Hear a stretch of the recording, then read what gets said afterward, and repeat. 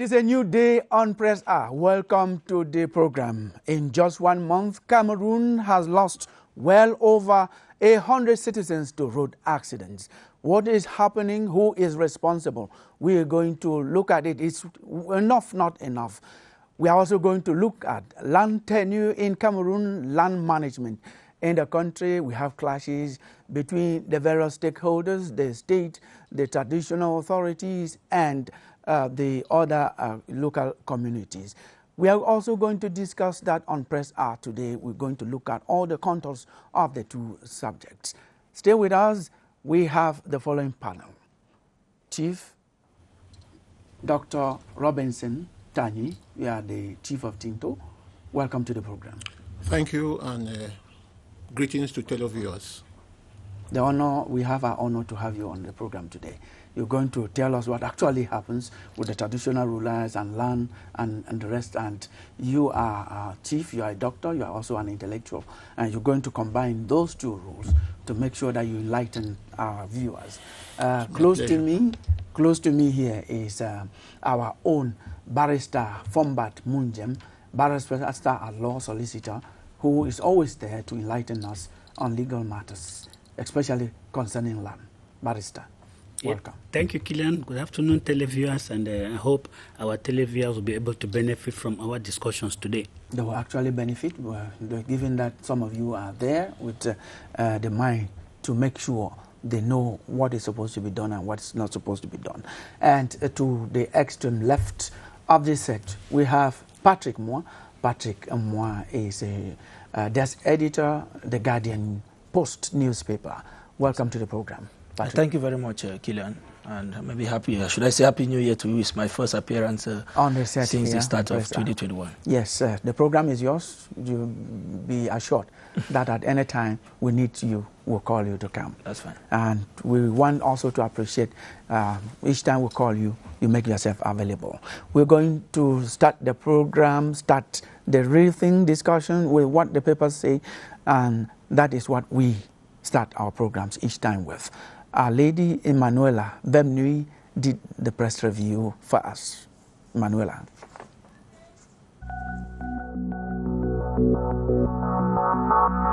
The press in Cameroon got busy the weekending as always, churning out news reports across the board to keep their audience on the know. Cameroon Tribune headlines horror on the Chang-Sanchu Highway as 53 perish in Sanchu Road accident on the horizon. To the Guardian Post, 53 roasted in accident involving truck transporting illicit fuel. Then Bia consoles Chang accident victims on the Chronicle Times. Fresh atrocities are reported in the northwest as men in military attire slaughter 4 teenage boys on the Guardian Post. To The Voice, Army kills 4 children mistaken for terrorists. But Army spokesperson says murdered Bamenda teenagers were terrorists. On the horizon, The Voice weekender headlines unruly soldier who shoots above the law in womb. Then an explosion injures 2 in Bamenda on the Herald Tribune, and panic grips Limbe after 2 bomb blasts on the Post weekender. The Chronicle Times simply presents the Anglophone crisis as a struggle yesterday, armed robbery today.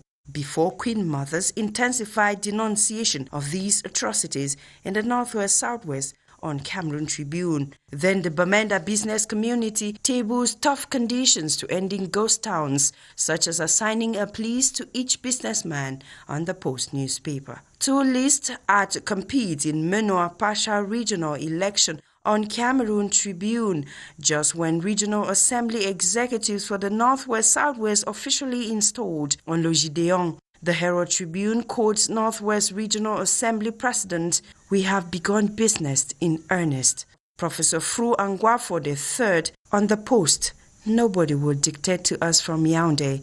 Then Southwest President Zacchaeus Elango, "We are starting work right away." Cameroon Tribune takes its readers to discover the pioneer Secretary Generals of Regional Assembly. Just when CFA 1 billion road project abandoned in Bimbia on the Star newspaper at a time military separatist care kills Shan momentum in Southwest on the Post newspaper. Limbe groans under water shortage, heavy security, as shan fallout on the sun. Cameroon then records more COVID-19 cases, 7 deaths on the post. Then Indian records first COVID-19 death on the ground. The visit of the Vatican Secretary of State, His Eminence Cardinal Pietro Parolin, to Cameroon, the need to ease access to land for refugees, women and IDPs by government, the promise by Japan to support reconstruction of Northwest and Southwest, the qualification of the intermediate lions for the CHAN quarterfinals, and the 856 billion CFA francs revenue generated by customs in 2021 form stories reported by the papers this week. Let's now end our press review with this story on the Guardian Post, wherein 452 tenants are earmarked for eviction from the state low-cost housing SIG as soon as possible. According to the Minister of Housing and Urban Development, Celestine Kecha-Cortez, the shortlisted have breached Article 5 of the law governing their contracts. This exposes them to either eviction from their homes and/or be dragged to court. Until I come your way again, this is your Hour with the Press.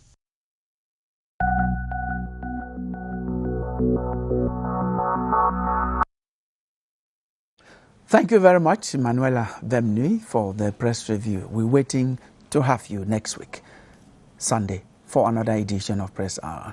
We're going to go straight into the discussion. The first topic is road accidents. Is enough, not enough? And we're taking from the accident that occurred the other day on the Sangchu stretch of the road, killing 53 Cameroonians, leaving 29 seriously injured, who are barely recovering from wherever the various hospitals where they have been lodged. Before that, we have some other accidents. In one other accident, still between the west and the center region, we had about 40, close to 40 deaths. And we have so many other accidents that have totaled more than 100, 130, 150 officially recorded. And we have so many others that we have not talked about. So the figure could even be getting close to 200. Is enough? Not enough. This actually should be too much. Who is responsible? What can we do to make sure these accidents don't occur? We're going to start with you, Chief. When you come across a situation like the one we are in, with so many accidents in 1 month, January, what do you say? It's unfortunate, Killian. First, I have to send my condolences to the bereaved family. This spate of recurrence in accidents it's a real worry. It comes at the end of the year. I can imagine the pains in the families affected.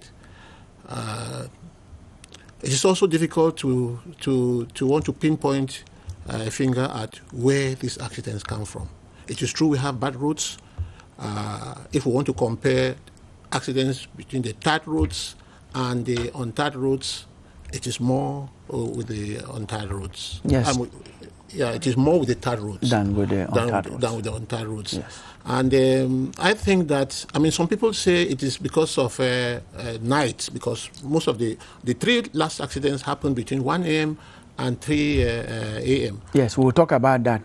That's part of what we're going to actually look into deeply, Chief. Just your reaction to the accident, Barrister. Yeah, I think, like we say, accident means involuntary acts. But behind such involuntary acts, there is human conduct that leads to such, which, if we look at it keenly, we'll discover that 80% of our accidents are due to human conduct, due to negligent human conduct. If we go memory lane, you will discover for every accident there is something that was not done, that if it was done, the accident would have been avoided. Okay, that's actually, as I told Chief, we're actually going to look at those things. I just want your first reaction. How do you feel? Sadness? No, but no human being can be indifferent. It is a feeling of pain. We share our empathy with the bereaved. It is actually a painful situation. Nobody will actually condone. Nobody will be happy seeing accidents. Nobody actually. We share in the pain with the bereaved families. Patrick? Yes, just in line with what like the barrister said, the incident at the Sancho here in Nyenchang left everybody in pain. You know, the carnage. The carnage was so disastrous to the extent that people were consumed by fire beyond repair. So you can imagine, it's not just like losing a loved one, but not being even able to give the last respect to the persons who lost their life. Like Emanuela said, it is really tragic. Yeah, roasted. Indeed roasted, because we saw body bags, we saw people being bothered like common commodities, and so it's like you just said, the last 2 or 3 months have really not been fair with us, because we have recorded, I think, the incident around the Changhi, it is the highest number of deaths ever recorded in the past 5 years in a single road accident, and I think that it calls for more action to be taken to prevent such incidents from happening. Yes, most of the accidents Chief Robinson started talking about, most of these accidents that we are discussing here, they happen at night. Mm-hmm. Can we are still with you, Patrick, blame the night for these accidents? I would not want to blame the night. I will not. It's a two-way kind of affair. I would not want to think that those accidents occurred because it was at night. For example, the latest accident, we are being told that it resulted from a head-on collision between a truck transporting fuel, illicit fuel, as we are made to understand. And but that was at night. And the 70-seater bus. I'm just saying that we will not want to imagine that. It's not the first time that this debate about night travel is coming up. Remember, some years back, the then Minister of Transport, Beluboa Maigari, had banned night travels in this country, and that ban did not last up to 1 month. It was reversed, and I think that we appear to be chasing the shadow and allowing the object. If we think that the reasons why we have such tragic incidents on our highway is because of night travels. The world over, people travel at night. It's not something that is peculiar. It's not akin to Cameroon. We are not inventing the wheel. We concede. Patrick will concede. But the fact is that at night, visibility is bad. The roads are bad when visibility is bad, and that stretch of road, Sanchu, actually you have fog. The fog that you have, that part of the road is in such a way that you actually don't see. So you still don't blame the night. Those are all contributing factors, but I think that the night, because if you want to go by that assertion, what about those that happen along the Yaoundé-Douala highway on the daily basis in broad daylight? The last one that killed about 7 persons, and even the other accident that killed five school-going children here in just near Bamayo in Yaoundé, it was during the day. We might think that we might want to be apportioning the blame, but I think that the real issues are there, like we are going to handle in the course of the program. Yes. Where the error come from. Yes, Barrister will handle other issues like Patrick says, but we're still on this night. I want to insist that night has something to do with the gravity of these accidents. Oh, what we must understand is that it's true that it's more prone to have accidents in the night than in the day. The first point. Secondly, in the night, there is less possibility of assistance in the night because there are no people there to be able to rush the victim to the hospital. That one I understand. In the night, the visibility is less, it's less compared to the day. That one will agree. But it is a question of the transporters making sure that they adopt their transport mechanisms to the unfavorable on the favorable conditions of the night. Because, like he said, that night journey is everywhere in the world. Most travels, even air travels, are most of the time by night. So what we need to do is to make sure that the transporters, they actually adopt themselves to the unfavorable night conditions. You get the drivers to rest well. You make sure the lighting system of the vehicle is in perfect order. And my problem even is with the control. Mm-hmm. I think the problem here we should even look at the responsibility even of the state with regards to control, because if we take the last accident where we lost 50 souls because of a truck, 53 souls because of a truck transporting illicit fuel, I'm sure that truck went through a series of controls. Patrick, yeah. The press is writing that that truck was escorted by two security officers, a custom officer and a gendarme, as we are made to understand. Okay. And it's not a practice that is uncommon. We see it every day, and it goes unpunished. So, like we're trying to talk about the night issue. We were just concording. Because if that incident happened during the day, still with the truck transporting this in, there could have been any different whether it was a night or during the day. We know how combustible fuel is, so you can understand why the gravity of the accident is what we are witnessing today. So it's no more of an issue whether it was during the night or during the day. So, Barrister, you want to end your point on control? Yes, I think that, like I'm saying, I would take, there was a time we had an accident on the Yaoundé-Obala road of a public transport vehicle traveling doing night journey that had no lights. And that public transport vehicle went through a series of police gendarme controls. So what my problem is, what is the role or how effective is the job done by the security, the public security officers who are controlling traffic in the night? I mean, not in the night, throughout even the day. Yes, Chief. Yes, but I think that all this would have been avoided if we go through the proper road certification. Because when we talk of what they call visit technique, it is supposed to certify the roadworthiness of the car. And unfortunately, I've never also seen where they certify the visibility of the driver. Take Sancho, where the accident happened. You mean the site of the driver? The site of the driver. Yes, the director of road transport, the Ministry of Transport, just spoke about it and said that out of about 5 people tested for sight, 3 or so don't see well. Yes. Now, imagine someone who doesn't see well, who has poor sight, climbs up the Sancho hill that is foggy, or when it is ready. I mean, the vehicle can be even very good, but the human factor is a very determinant factor aspect of why accidents can occur. Exactly. Drunkenness. Poor visibility, drunkenness, tiredness. Wrongful overtaking. Some of those. Wrong appreciation. He is wrong appreciation. Yes. We are still with Chief because he is talking about the percentages. Officially, we have 70% human error. You just talked about that. Yes. We have 20% state of the vehicle. You were talking about the roadworthiness of the vehicle, and we have 10% state of the road. Those are the official figures, statistics not only of Cameroon, recognized by the United Nations as the main causes of accidents. I think those statistics are still very much open for contentious debate, because when you look at the portion that has been allocated to with regards to the road, I find it unrealistic to say that the road contributes only about 10% to the numerous accidents. That why am I saying this? Truth is, now take it for example, each accident, especially those along our highways, each day we hear of head-on collisions, for example.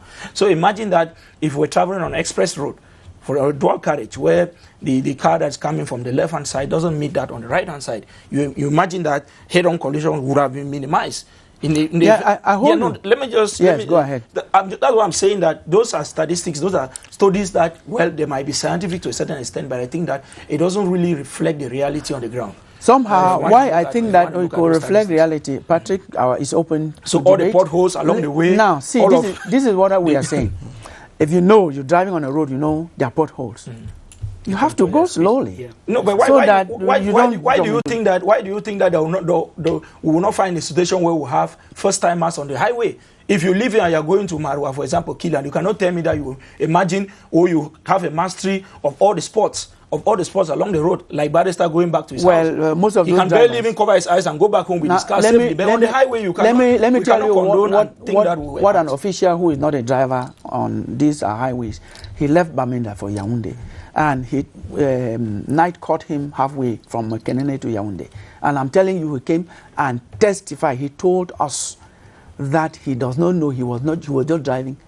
He drove from Kenene to Yaoundé, not because he was in the road. That most of these drivers, if he takes his example, they don't see the road. They drive because they know the road. No, but he is not a professional driver. There are people who are trained because you take your car from home to your office space does not make you a professional driver. There are people who are trained to drive on the highway, who have a mastery of the road code, they have a mastery of everything, and it's their business that they do on a daily basis. Now, my point is, the 10% apportion to the road condition and all of that, to me, I find it faulty. It doesn't reflect the reality. Because I will still agree with Tumfo Barrister Nico Hale, who says repeatedly that corruption kills more than malaria and HIV combined.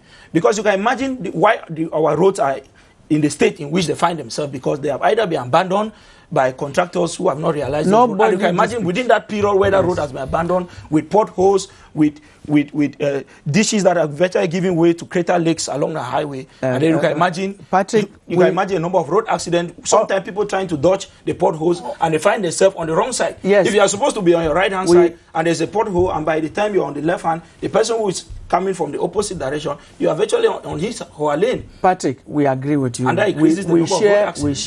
We share with your passion, all of us, because when somebody dies, we all cry, we regret. But what we are saying is, the observations you are making are observations that were done by this science that you want to dispute, because science begins with observation. They go through experimentation to theory established. What we are making is an observation, which they must have made on the same route to come up with this. So we cannot dispute science.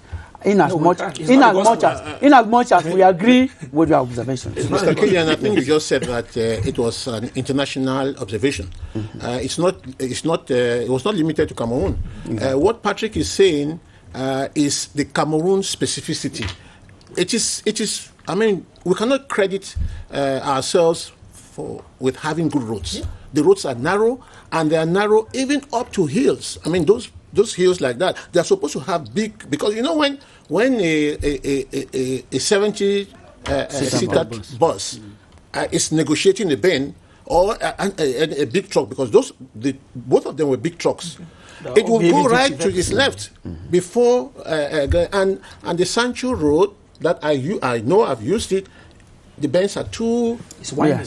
Too winding. Yes. So that by the time you finish one, you're already on the other one. Yes. And the way it would have been resolved would have been to make at least a wider lane or two lanes there at the hill side. So yes, you have started already with what should be done to avoid such accidents. Enough is enough. That's why we are saying improve on our roads. Okay, then what again? Yes, I think, Kida, you said something that put my attention, that the drivers were controlled, and out of 5 drivers, 3 were not, they didn't have good visibility. Yes. You see, it's an idea coming to my head now, a reflection. When we talk about roadworthiness of a vehicle, it is done periodically. For public vehicles every 6 months, private vehicles every year, which means after every year, your vehicle has to be sent for the roadworthiness to be tested. But again, we are not doing any systematic control of the state of the drivers. Once somebody has a driver's license, he has it. So I think that we should also be reflecting the possibility, particularly for public drivers of public transport. They should be able to go through some medical control after a certain period of time, controlling their visibility, controlling the level of their alertness, controlling particularly their alcoholism, the aspect of alcoholism, the alcohol that they take. I think that it's a reflection, we should also be reflecting on how to put in place such mechanisms. I think that also is done, maybe not enough, because I have links with the National Gendarmerie. They have alcohol tests. Each time they suspect a driver, they test him. And if it's possible, he stays on the spot for 2 hours to make sure that it's dissolved. Saudi are not living in the same country. Those things only happen when the minister goes out for those routine, sometimes monthly checks. Yeah. On a daily basis, on all our roads, on National Road number 11, number 6, do we have all of those mechanisms to test for alcohol and all of that? It's not the reality on the ground. So the point is, like I said, we are now on solutions. We are on solutions. We are sharing the blame. But government will return home with the majority of the blame. Because now when you look at what kind of cars do we import to begin with? Cars that have been used for how many years? For 18 years in Europe, and those are the cars that are sent to Africa as a dumping venture. Now, the tires that we import, what are the qualities of the tires? You take a car here, you have the impression that it's a new car, I just bought a new car. But that's a car that has covered thousands of kilometers. So the problem is that of reinforcing the law, because the law exists. On custom, what do we import? There are countries that are already taking steps, like Ghana. It is not any kind of car that gets into their space, you know. But what kind of cars do we have here? You talk about the minister has gone and he has sanctioned a company, a transport agency that was involved in accident. The next day, you see they just go take off the logo and the car is back on the highway. Yes. There's no control to ensure that, okay, we have said that Avenue Voyage has been banned or Menor Voyage has been banned. We go there every day to check. We go seal the place and we ensure that those cars do not leave that place. But the next day they're back. So what should be done in that? What should be done? Government should enforce control. Government should enforce control at the level of even entry. The kind of cars that we bring in here. Most of the cars that we have here are off-the-road cars. Cars that have been used and already worn out, to the extent that they produce a lot of, even cause a lot of environmental damage. That will sanction you and some of us. No, you and some of us. It's better I stay for long without a car than to get into to buy a moving coffin. So we have to be serious. It is not just enough to own the car.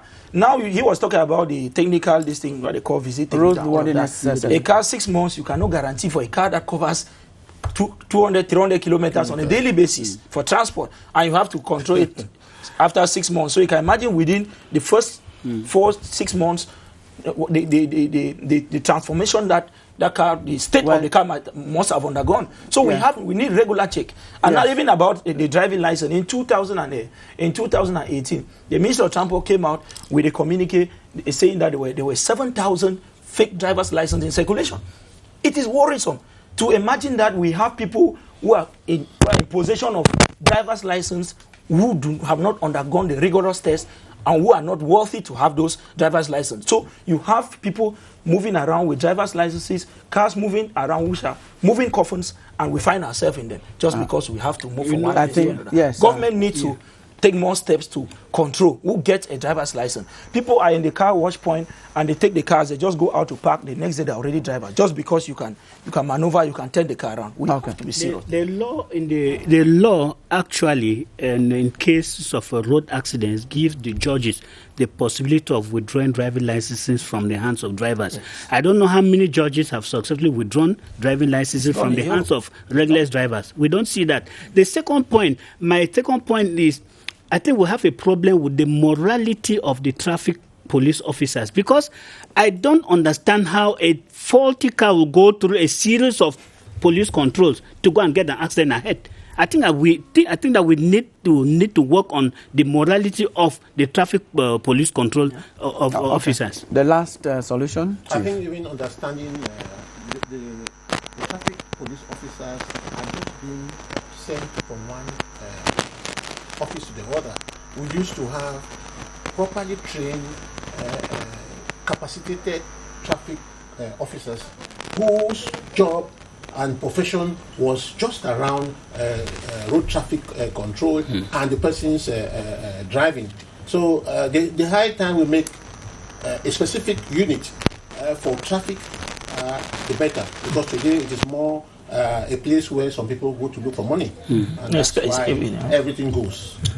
Everything goes. Enough is enough. We think that measures should be taken. Whoever it's in their position to do that should be done. The public administration, the driver, the transport agency owners, and even the passengers themselves. We should do what we are supposed to do to make sure that we curb or even stop road accidents, because we think that enough is enough. With that, we'll move to the next subject. The next topic we have for you is land tenure. What's the problem? There is actually a problem, we think so, with land management in Cameroon. After this report by Constantine Baum, we're going to get into the discussions. Watch this.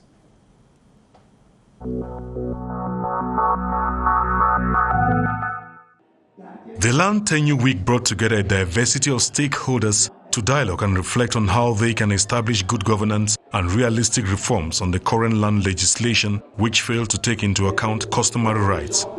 All stakeholders involved in local management will work together in one hand. Traditional rulers, as we are, we are very committed to work hand in hand with the government about land issue. The experiences collected from the field will be used to advocate for better consideration of the interests of the communities in land management. The Ordinance of 1974, not only is it outdated, but did not take into consideration emerging living forces like elites. Cameroonians expect to see a new land regime. We are now working on the draft of the new, let's say, land law in Cameroon. Now, on these days, we're working to create conditions for the best use to improve the management, the land management today, and how to keep this land available for new generations in peace, between social cohesion at the local level and at the national level. Several workshops organized between these diverse stakeholders made up of traditional rulers, private companies and ministries directly or indirectly involved in land issues, community leaders and the media. We have to use land for development, and at the same time people living in the same environment should try as much as possible to sit down and work together. The project is carried out by Landcam in partnership with other key stakeholders with the overall goal of establishing good governance in land management.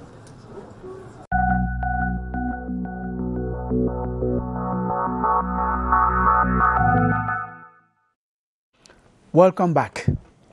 Land management. Land tenure, what is the problem? We have traditional authorities against public authorities. We have the reverend, the local population, sometimes against their own traditional authorities and against government for land management. And sometimes even it's just the procedure of getting title deeds for land. There are so many problems in land management in Cameroon. We're going to look at some of those problems and see how we can come out of them. We have a legal mind here, Barrister Fombat Munjem. What can we say is the problem with land in Cameroon? I think it's true we're in need of land reform in Cameroon, but what should be there is that if we even endeavor to respect strictly the available laws, I think that the problems will be kept down.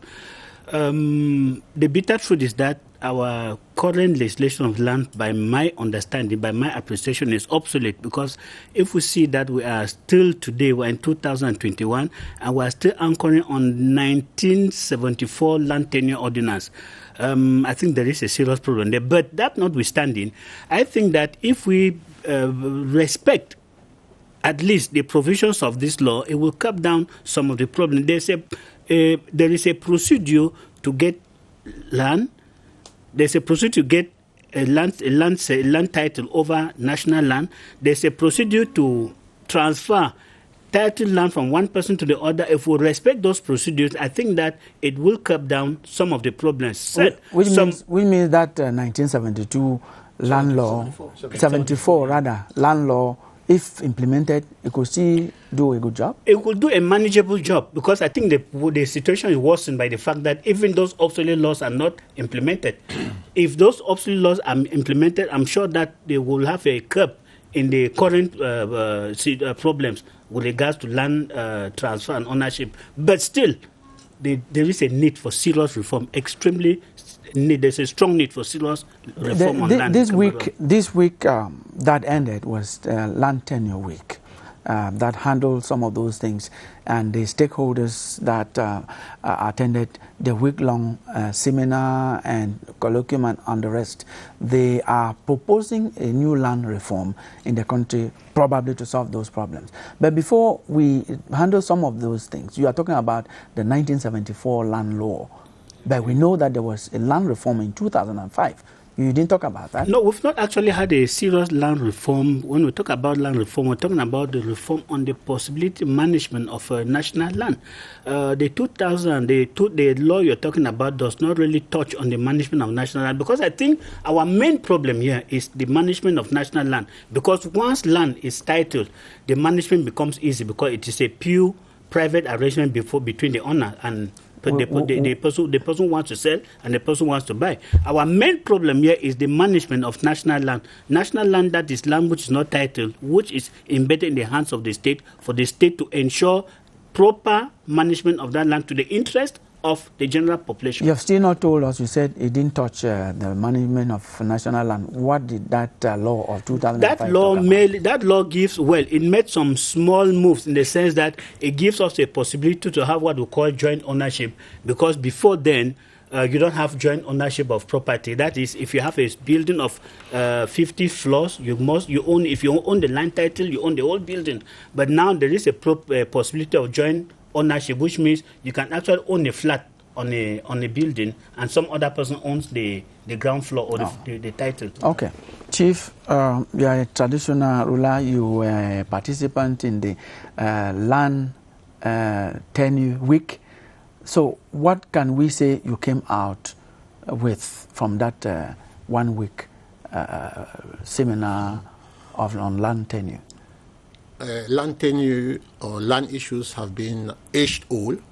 In fact, the first international treaty signed in Cameroon concerned land. That was in 1884 between the Germans and the chiefs of Douala. And that was the first crisis that we've had over land in Cameroon. And that has still continued. I remember my father-in-law used to say, once you acquire a piece of land, you should be prepared to defend it till death. This is like what is happening. Today, we, the chiefs, are seeing there's a lot of confusion. The laws on land are not very clear, and who manages this land are not very clear. There are some segments of the population or the community, like the women or the youths, they are not there. Their roles are not clear. They just have a neutral role. In fact, the crisis increased because the land is not just for farmers. It is also for pastoralists. Today, we keep having a farmer-grazier problem, grazier traditional rulers problem, grazier administration problem, because that aspect is not included in the law. These are the things that we want to see shown, compacted in the law. Yes, Patrick, when Chief is talking about grazier farmer problem, you should be very well versed with. Well, from where you come. We grew up learning of those problems as a young man. Grew up in womb, in Mencho we have a lot of those problems, farmer grazier problem that has been on for quite. I'm not sure it's not yet over anywhere, but has really been on for long. And those are the issues because most problems have always originated from land. You see, either it's sometimes inter-tribal conflicts because people are trying where the boundary falls and all those kind of things. So it is really a sector that shouldn't have been neglected for this long. Like he is saying, we are still dealing with the 1974 Ordinance several years after. I'm sure there's really the need for serious reforms at the moment. And that is why I was really happy. I followed the conference here on the proposal that came from most of the stakeholders. Because if you look at the problem of acquiring land, by the year 2000, there was just 2% of national land that had titles. Mm-hmm. And the figures have not increased that much. I'm sure we are at the level of 20 or something at the moment. So you can imagine, so what is the problem? When you look at the procedure, it's cumbersome, about 12 steps from the land consultative committee, the LCC to the procedure. Yes. When we talk about land, we have to look at it in two main categories. There is land that is titled and land that is not titled. Each category has subcategories. When we go to land that is titled, there we have little or no headed because there is a title and then the management is different.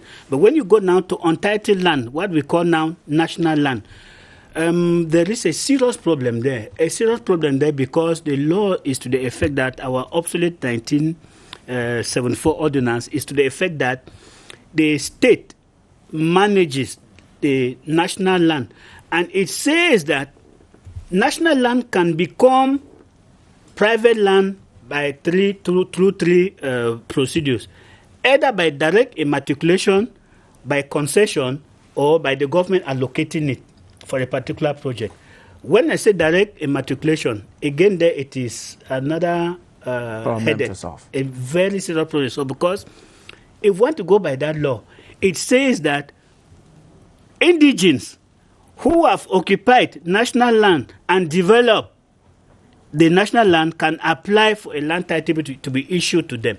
And I take it all over. Indigenes that have occupied land before 1974 and have developed that land can apply for a land title to be issued to them. Is that what they call ownership by occupancy or something? Yes, not ownership by occupancy. That is, well, if you are on national land, you are barely exercising the right of occupancy. You don't have the right of ownership. Okay. But the law says if you can prove that you are an indigene, you occupy that land before 1974, and then you have developed that land, then you can apply for a land title. If I do a simple arithmetic calculation, which means as of today, nobody below the age of 70 is qualified to apply for a land certificate over national land.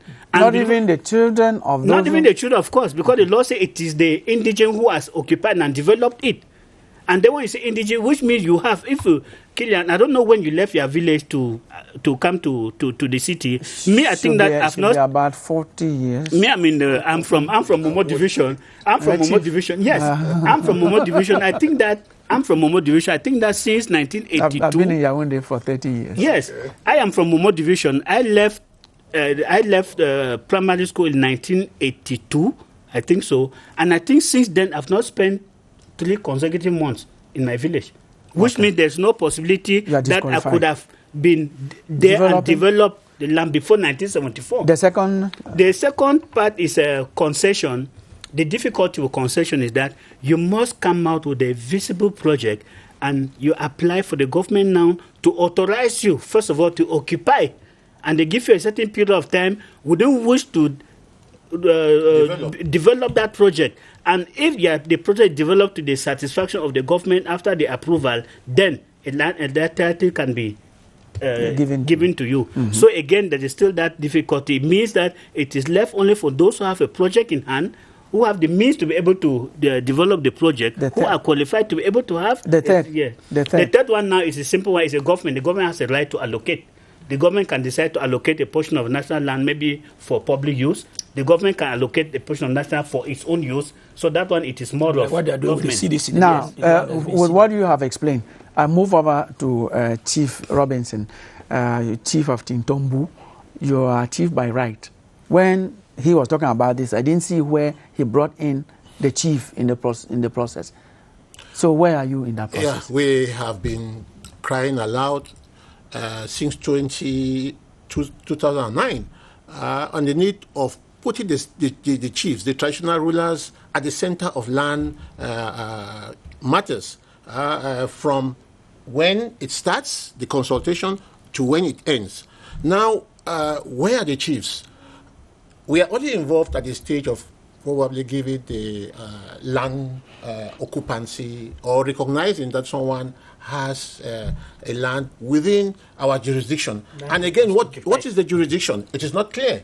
When the government brings out its subdivision, its division, its the region, there are clear-cut boundary marks to avoid conflicts between them or between the administration.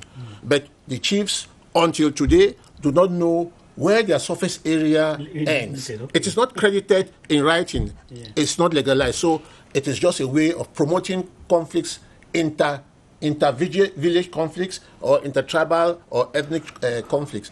And there, at the level of when they are actually wanting to materialize the land certificate, when the land consultative board comes, the chiefs is there alone, permitted to come with just 2 of his notables.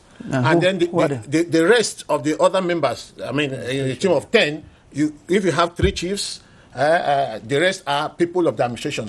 And that's where we say we are a bit marginalized, because the head of the team of the consultative board is the divisional officer, and he comes and, of course, no one in his own sub team can be able to say something against him. Yes. So that's the sense of marginalization, numeric marginalization. 7 against now, Chief. 3. Now, you chiefs is not chief as an individual now.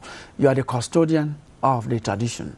And by custodian of the tradition, it includes also this land. But we know, as you're saying, you have been pushed to, relegated to the corner. but we know of chiefs, this is real, who just give out the community land to people they sell. Amass a lot of wealth. Yes, amass wealth instead of taking care of their own. What do you say to some of those your colleagues? Are you aware of that?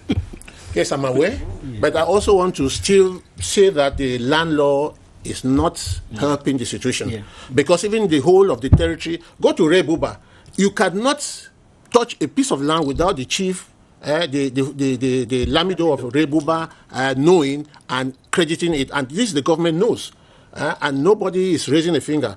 Come to my own area. Of course, my land is for any type of a person, Jack, Jill, or Harry. And this is the kind of disturbing management or land governance that we are seeking to change. Yes. Now, you just asked your question. I want to say that, yes, there are some chiefs who, in complicity with the administration, especially in our own southwest, in complicity with the administration, get concessions from the government, from CDC, from the government, from CDC through the government. They call it CDC surrender. And this has been actioned by the senior divisional officers. They get this land and they do sharing. Now, we are aware of the situation. Recently, yes, Chief. I want to say that that is why we are pointing the law that land should be made. It should be a community land. It's not community ownership. It should not be in the name of an individual, be he the chief of the village, because that is where he has title and can transfer title. But when it is community property, community owned, he has to gather the whole village, if not the notables to be. Good. So it's a break. We know that, and we are aware that about 18 title deeds have been annulled in Fako related to what you are saying, and so many others are coming up. It took the community to come up if we look at Article 8 of the 1974 Land Tenure Ordinance, it states clearly, unambiguously, every deed of conveyance or the transfer, every transfer of land from one person to another must be done by a notary public. And it is strictly prohibited for a deed to be drawn over land that is not titled. This law punishes even the public notary that signs a deed over a land that is not titled. So the question I'm asking is, how does the chiefs, how do they transfer this land if the titles are not in their names? If the titles are not in their name, then those transfers are null and void. Let me answer. Let me is asking a question. No, just came in. He flew into the country today. Let me say what is happening. I think what is happening practically, like I said, the government has a right. The government has a right to expropriate land. The government can expropriate private land, or it can issue a title over national land in the name of the government. This same law gives the possibility of the government to do what they call retrocede. That gives back the land to let me say community. Yes. But what is normally supposed to be done, I take the case of CDC, is that when CDC decides to give back part of the land, that land should revert to national land. It is not for a title to be issued in the name of a chief. If a chief is selling it successfully, it means in the procedure of the land being reverted to the community, a title was issued in the name of the chief, which is wrong. Okay. Patrick, just in line with the issue about land conveyance in those areas where a huge part of land has been ceded to a particular community. What I observed during my few years, I was 4 or 5 years in Boya, was really something that should be encouraged with most of those communities that were virtually extinct. So when land was now ceded to those communities, most of the chiefs, in order to foster development, had to give out those land to particular individuals who were ready to invest immediately on those land. How did they give? How did the chiefs give? By way of the normal understanding, the tolerance, it's demarcated and people just exploit. Once you exploit the land, it is considered some kind of quasi kind of ownership over the land, but not full ownership because you have not gone through the legal procedure. But that was done. That was done to encourage development. Yes, in thank you areas for that where example. the land was idle. Yes, and people they are ready to develop the land. It's not advisable to keep land to fallow in idleness. But two wrongs don't make exactly. it right. Two wrongs don't make it Exactly. right. What the barrister was saying is attacking the roots. Yeah. You are saying, okay, if it is in the hands of the chief, then he can dispose it in that way, in the interest of the community, developing his community. But what the barrister is saying is the manner of which he acquires that title. Is he the right owner? Because if it went to the community through a community surrender, which goes to the government, public land, national land, national land, then it would not be up to the chief to decide what to do. Who gets what. Now, barrister, what you've just touched there is very sensitive. You've said land that leaves one hand or one state to an individual without going through a notary public, it's null and void.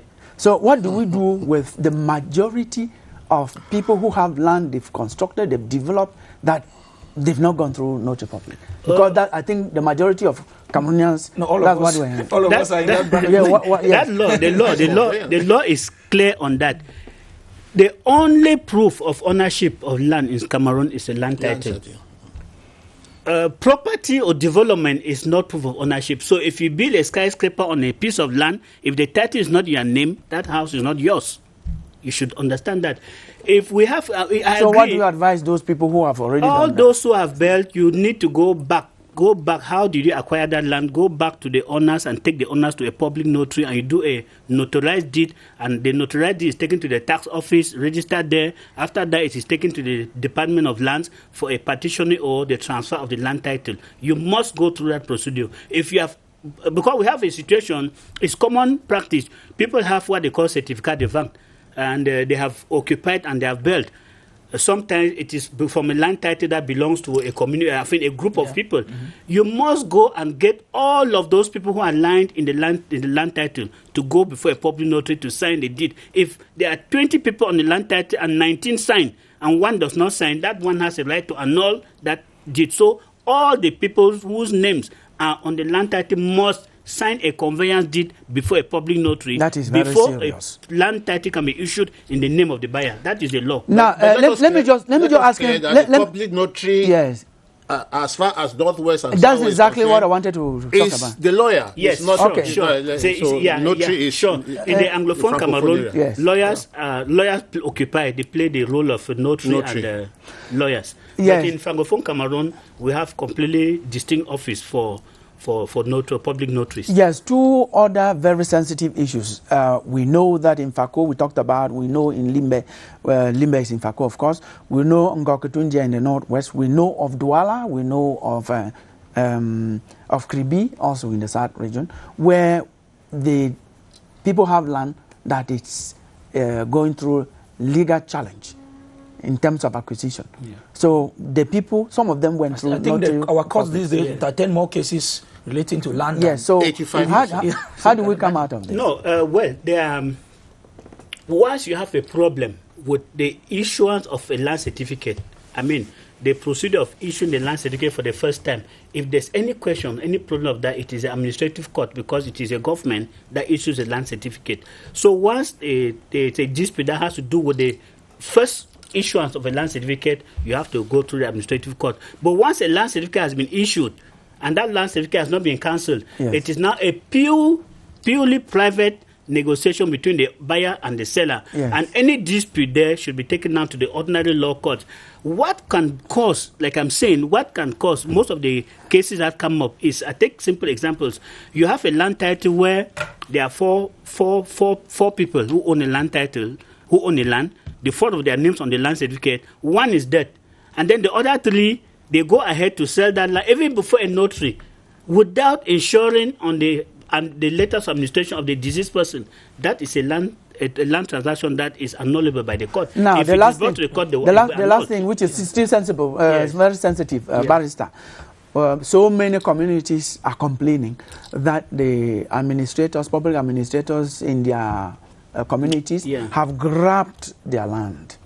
What is the law saying about that? There is a circular that prohibits a government official in administrative position from acquiring land in the area where he works. They are banned. They are not supposed to. It's easier said because those lands are not registered under their names. Well, we know the case of Fako. I did investigation on the Fako land grabbing saga, and we emerged with facts that current administrators who were there at the time had grabbed vast portion of land in Limbe and other areas around Fako, registered under the names of their girlfriends, their concubines, and their family members. Well, now it becomes so difficult to say that because is it difficult? It is difficult because it is even the same case. It is difficult because it is the same thing like prohibiting government officials being prohibited to do business with government. We know the number of government officials. Let's listen to the legal expert. So it becomes difficult in a country like Patrick. That one has a solution. That one has a solution. If a girl, Mrs. X, has obtained a land title, we just verify to see if she was qualified to obtain a land title. We don't need to find out whether it's a girlfriend to the deal or not. So all you need to do is to verify if that girl or that person who acquired that land was qualified. I mean, I'm talking a case of national land. But if it's private land, what does it mean? I mean that if the law says that you must have been an indigene, you must have developed the land before 1974. It's the age factor, I'm sure about. Of course, because I mean that at 1974 you should have at least been 20 years.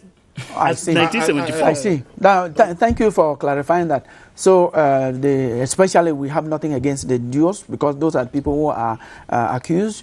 The SDOs, the governors, and the rest, they have no right to own land where they sell. Of course, they are prohibited. That is very clear. Yes. Is there a limit to ownership of land as a citizen in Cameroon? I think that the law is clear that up to 50 hectares should be a citizen can own.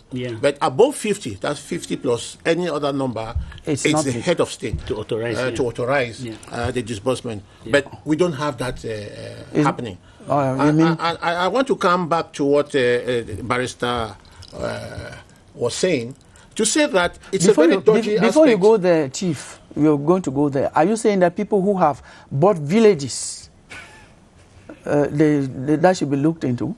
Because there are people who we are talking of the law, and if the court is seized properly, of course they should be annulled. Yes, the point you wanted to make. You make the point. Injunctions. Yes, make the point because. I was going to say that he was talking about the Jews. I want to say that's a very dodgy way of looking at it. Because they know very well that they are not supposed to, and so.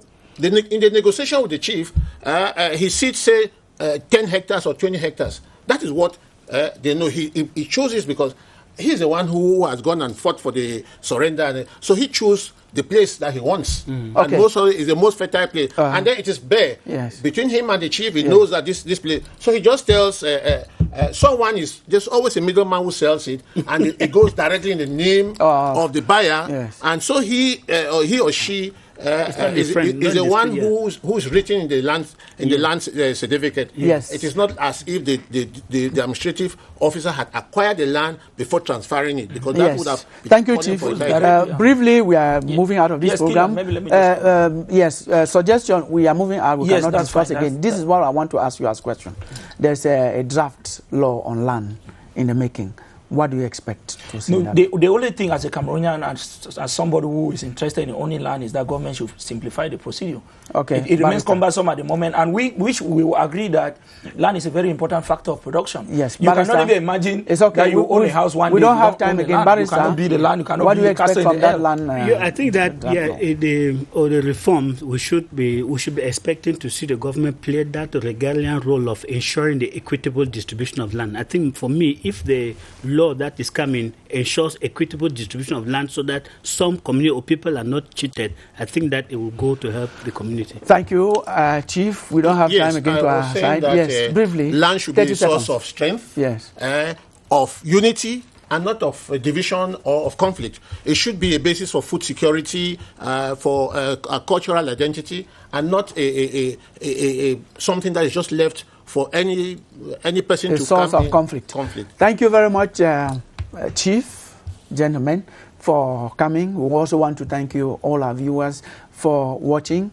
If you missed out on this program, you're just joining us, you can watch it tomorrow. It will broadcast at 2:30 to 3:30 p.m. or at your convenience on your handset, wherever you are. Just connect to CRTV Web, Facebook. Thanks again for watching. Nice time.